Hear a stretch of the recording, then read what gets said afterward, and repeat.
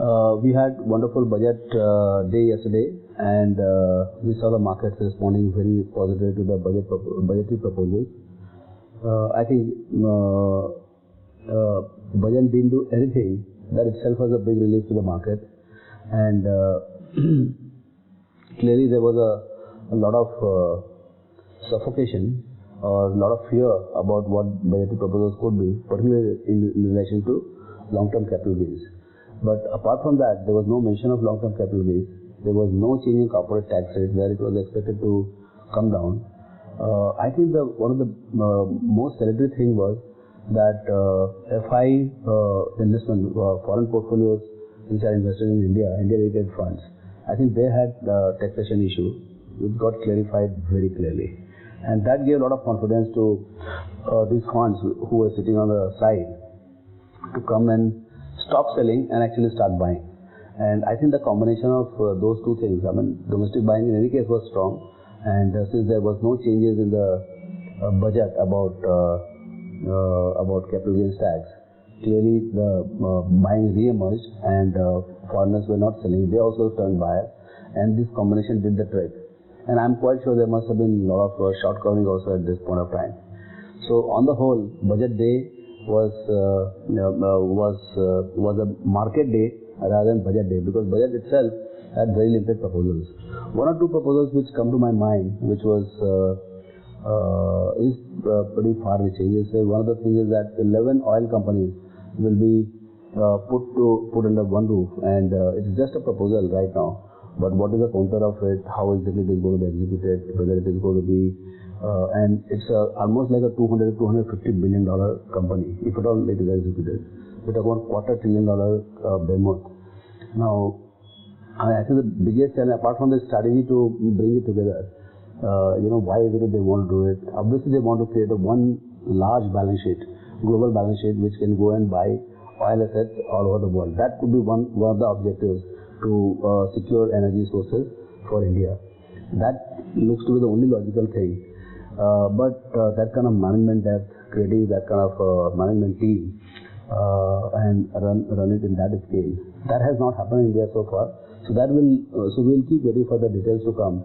But it looks to be completely very strategic move by Modi government, like almost in the lines of demonetization for this particular sector. So that looks to be a pretty important one for the sector. Second thing was about housing.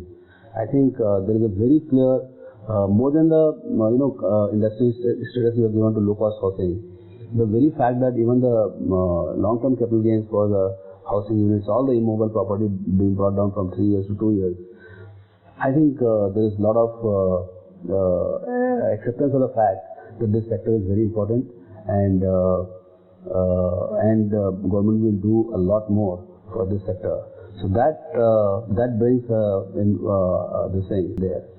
I still don't think that real estate companies which are there, lots of them, and there are lot many more are yet to come. Their prospects are certainly improved. Of course, as the RERA comes into picture, starting from March, things will start falling in place for them. But right now, because of the budget, I don't think real estate companies should be bought at this juncture. So, there are a few provisions. One other thing which I hear is the total budgetary expansion, in the sense that total expenditure growth is just about 7%. This is one of the lowest in the, I think so, adjusted for inflation, it will be barely anything. I mean, if you have 5% inflation, so you're talking about 2 or 3% real growth in the expenditure, which is, I think this will lead to, I mean, if they, and he has promised that he will stick to his projections, and he will come down from 3.5 to 3.2, and from 3.2 to 3. I think this year they will come down to 3.2, and then another year of adjustment, 3%. Then whatever is the growth, I mean nominal growth in the GDP and tax to GDP remains same. In that case, budgetary expansion will start happening from 2019 rather than 2018. So this year again looks to be a year of consolidation as far as the economy is concerned, and it will be, my sense is it will be anti-inflationary, rates will be low, and that will mean lower 10-year paper. I mean, even government borrowing costs will come down. So We are going to see a fixed income market being very very stable and at the low end of the yield, and the yield will be so low that normally will be more like 6%, 6.5%, maybe even 7%. So post-tax you'll make about 5.5%, 6%, which is, I don't think it is attractive enough going by the history of fixed income yield in the past. So a lot of movement of the allocation, particularly in the HNI segment, is going to happen from fixed income to equity. I mean, forget from the stock, only at least the flow, say few lakh crores which flows to fixed income, between fixed income and equity. This time I think it will be almost 70-80% incrementally would go to equity, and that is what could change the fund flow of the market. I mean, already we are getting very strong flow for last 5-6 months, almost a year, and so 17-18 looks to be the year of equity flow as far as the direction of flow is concerned. And so these are few thoughts we have. FIs are going to be again active here, because what has happened is that there was a one way once Mr. Trump came. It was a buy developed market and sell emerging markets. I think they've done it enough, and they're realizing that even Mr. Trump's policies are not going to be one way traffic for developed markets. So I think reversion to the mean for the incremental buy into emerging markets is happening. Our own taxation thing was holding it back. My sense is now the India flow would also start and become even more reliable and steady in the months to come. So once you have the domestic buying and institutional buying, I think you are going to see very buoyant equity markets between now and 2018 budget. But how do you make money? You don't make money because what has come in budget or not come in budget, or what happens to the developed market and emerging market. What happens to the company is most important for making money.